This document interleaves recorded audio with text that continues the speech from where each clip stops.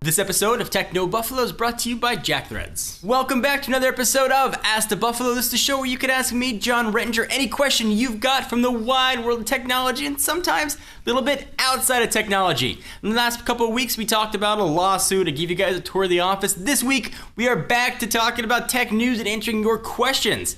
Up this week, we're going to talk about Windows Phone versus iOS and Android, iPad and iPad mini business, what my daily phone is, and we'll talk a little bit about the Droid DNA. This is Ask the Buffalo. Let's go and get started.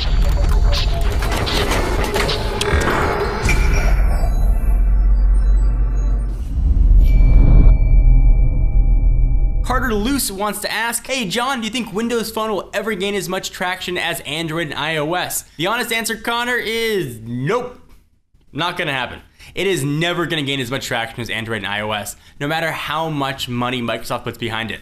But the big thing is here, I don't think Microsoft expects it to surpass iOS, to surpass Android. I think what Microsoft would like in an ideal world is a really solid third place OS. There's plenty of room in the marketplace for a third place operating system. I think that's really where Microsoft is going for. They're trying to usurp BlackBerry, trying to jump over Symbian and any other third-party platforms. I think Microsoft is really going to ensconce themselves as that third option. If you're looking at iOS, it might not be appealing to you if you like to customize your device. If you're looking at Android, it might not be appealing to you because it can seem overly complicated. Windows Phone fits perfectly right in the middle. You get some customization options, you get the power of Android, and you really get sometimes the best of both worlds. Connor wants to ask, and this is a question that I got quite a bit. John, I can't decide between the iPad with the Retina display and the iPad mini. What are your personal views on the two of them? Also, which would you buy? So if it was up to me and I was buying a tablet and I didn't have any of them, I'd go to the Apple Store, I'd try them out, and I'd see which ones I liked the best, and I would walk out with an iPad mini, which is very surprising. I loved the big size iPad.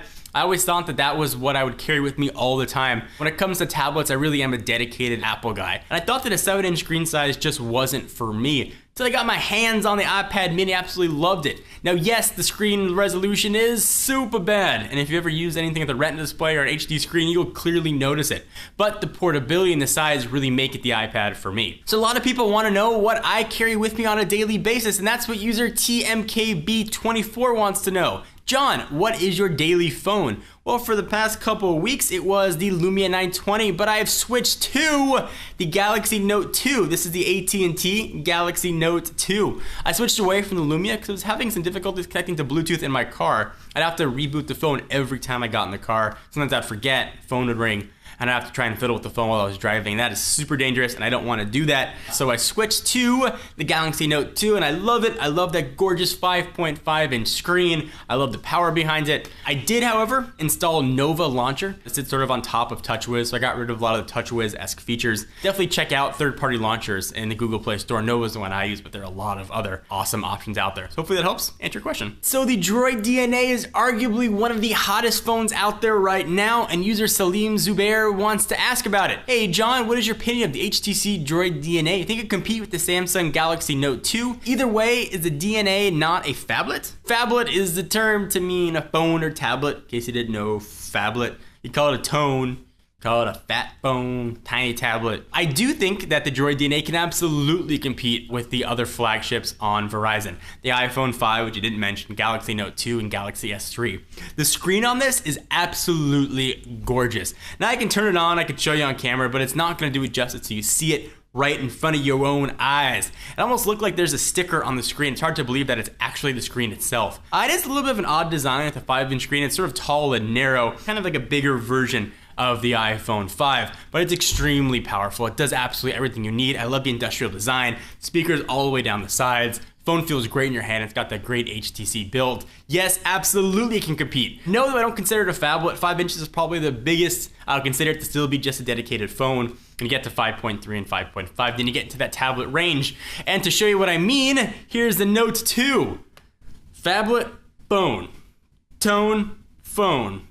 Big, fatty, boom batty, normal size and sweet. They're the differences. Hopefully that helped answer your question. All right, so let's step away from the questions for a minute to thank our sponsors at JackThreads. Look at me, I like to wear new clothes, but I hate to go shopping. That's where JackThreads comes in. JackThreads has quickly become the online shopping destination for dudes like us. Here's why.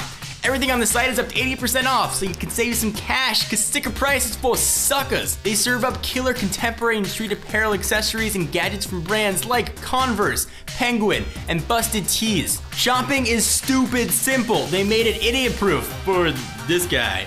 And all styles are curated so buyer's remorse just don't happen. What's more, as a viewer of Techno Buffalo, you can skip the membership waitlist and get instant access. If you're looking for new clothes, it's a great time to update your fall wardrobe at Jack Threads. As a Jack Threads member, if you refer a friend to Jack Threads, you also get $10 shopping credit for each buyer you refer. So thank you guys for watching another episode of Ask the Buffalo. I'm your host, John Rettinger. We're back here every week answering your tech questions. Be sure to check us out at technobuffalo.com for the latest and greatest tech news. Till then, see you next video.